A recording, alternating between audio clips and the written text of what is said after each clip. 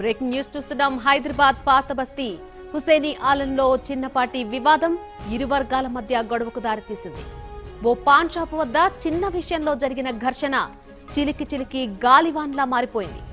ఇరు వర్గాలు కొట్టుకునేదాకా దారితీసింది. వెంటనే రంగంలోకి దిగిన పోలీసులు పరిస్థితిని అదుపులోకి తీసుకొచ్చారు. ఘటనా స్థలానికి చేరుకున్న హైదరాబాద్ సిపి పరిస్థితిని సమీక్షించారు. శాంతి భద్రతలకు విఘాతం కలిగించేందుకు ఎవరైనా ప్రయత్నిస్తే ఉపేక్షించేది లేదని హెచ్చరించారు. ముందస్తు జాగ్రత్తగా భారీగా భద్రతా బలగాలను మోహరించారు.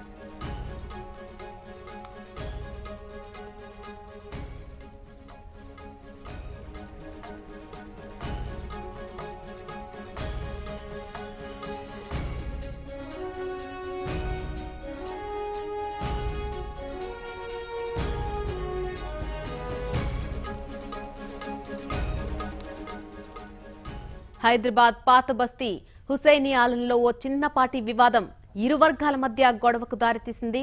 ఓ పాన్ షాప్ వద్ద చిన్న విషయంలో జరిగిన ఘర్షణ చిలికి చిలికి గాలివాన్లా మారిపోయింది. ఇరు వర్గాలు కొట్టుకునేదాకా దారితీసింది. వెంటనే పోలీసులు రంగంలోకి దిగారు. పరిస్థితిని అదుపులోకి తీసుకొచ్చారు. ఇక ఇదే విషయానికి సంబంధించి పూర్తి అప్డేట్ మా ప్రతినిధి కిరణ్ అందిస్తారు. కిరణ్. Thank you Nalini. హైదరాబాద్ లోని పాత బస్తీలో నిన్న రాత్రి చోటు చేసుకున్న వివాదం ఇరు వర్గాల మధ్య రాళ్ల దాడికి దారితీసిందని చెప్పవచ్చు. దాదాపు ఈ దాడిలో 14 మందికి పైగా గాయపడినట్టు తెలుస్తుంది. అయితే పురాణపూర్లోని ఒక పెళ్లి వేడుకల అనంతరం కొందరు యువకులు కిల్లి కొట్టుకొచ్చి ఆ కిల్లు కట్టించుకున్న తర్వాత ఆ కిల్లి పాన్ షాప్ నిర్వాహకుడు ఎవరైతే ఉన్నారో ఆ నిర్వాహకుడు పైన దాడి చేయడం జరిగింది. అయితే చిల్లర డబ్బులు ఇవ్వలేదని చెప్పి నిర్వాహకుడు అడిగినప్పటికీ ఆ చిల్లర డబ్బులు నేపథ్యంలోనే అక్కడున్న యువకులు ఆ పాన్ షాపు యజమానిపై గొడవ పడడం జరిగింది. అక్కడి నుంచి గొడవ స్టార్ట్ అయి నేరుగా హుసేన్ ఆలం నుంచి పూర్తిగా పాత బస్తీ మొత్తం వ్యాపించనున్నట్టు పరిస్థితులు కూడా నెలకొన్న నేపథ్యంలోనే సమాచారం అందుకున్న హైదరాబాద్ సిపితో పాటు సౌత్ జోన్ డీసీపీ అక్కడికి చేరుకున్నట్టు తెలుస్తుంది. అక్కడికి చేరుకొని గొడవకు పాల్పడుతున్న వారిని చెరమ కొట్టడం కూడా తెలుస్తుంది. అక్కడ గుమ్మిగూడకుండా ఎలాంటి ఘర్షణ వాతావరణం కలగకుండానే ముందస్తుగానే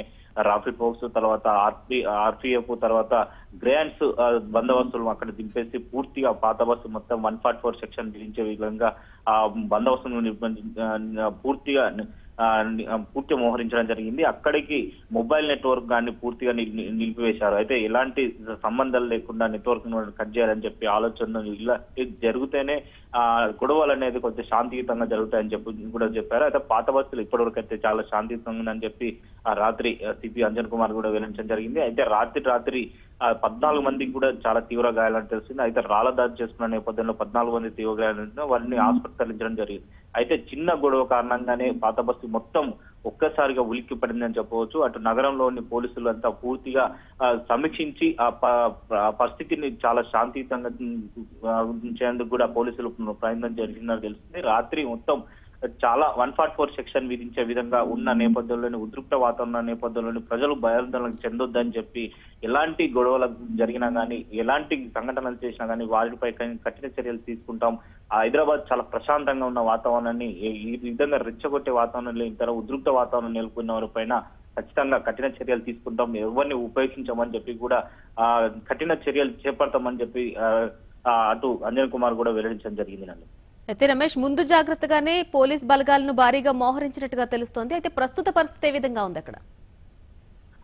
ఏదైతే ఇరు వర్గాల మధ్య జరిగిన సంఘటన ఏదైతే ఉందో ఇరు వర్గాల మధ్య రాళ్ల దాడికి దారితీసింది. రాళ్ల దాడి నేపథ్యంలోనే పోలీసులు ముందస్తుగానే సమాచారం అందుకొని పూర్తిగా పాత బస్తీలో ఏదైతే హుసేన్ ఆలం పురాణపూల్ తర్వాత చార్మినార్ ఈ ప్రాంతాలకు సంబంధించిన ఆ ఏరియాలు ఏవైతుందో అందులో భాగంగానే గ్రేహన్స్ తర్వాత ఆర్పీఎఫ్ తర్వాత law and order task force ఈ బలగాలు మొత్తం ఆ ప్రాంతంలో మోహరించడం జరిగింది.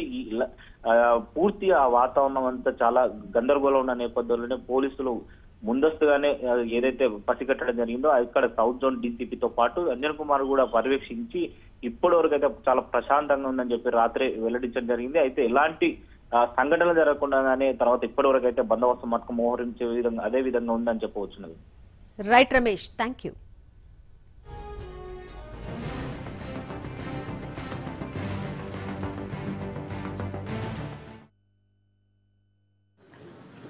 రెండు గ్రూప్ మధ్యలో అంటే రెండు ఇండివిజువల్ మధ్యలో పాన్ పర్చేసింగ్ టైంలో డిస్ప్యూట్ అయింది. ఇచ్చిన నోట్స్ సరిగా లేకుండా వాళ్ళు అబ్జెక్ట్ చేస్తే పాన్ షాప్ ఓనర్కి ఒక మనిషి పాన్ కొనడానికి వచ్చిన మనిషి వాళ్ళు కొట్టుకుంటున్నారు. ఈ రెండు వర్గాలు ఉంటే ఇమీడియట్గా మనకు ఇది తెలిసిపోయింది. సో వర్గాలు వేరేగా ఉంటే ఇమీడియట్గా మనం పోలీస్ ఇక్కడ అరెస్ట్ చేశాము. పోలీస్ ఆఫీసర్స్ ఇక్కడికి ఉంటే ఇమీడియట్గా గ్యాదరింగ్ డిస్పర్స్ చేయడం జరిగింది.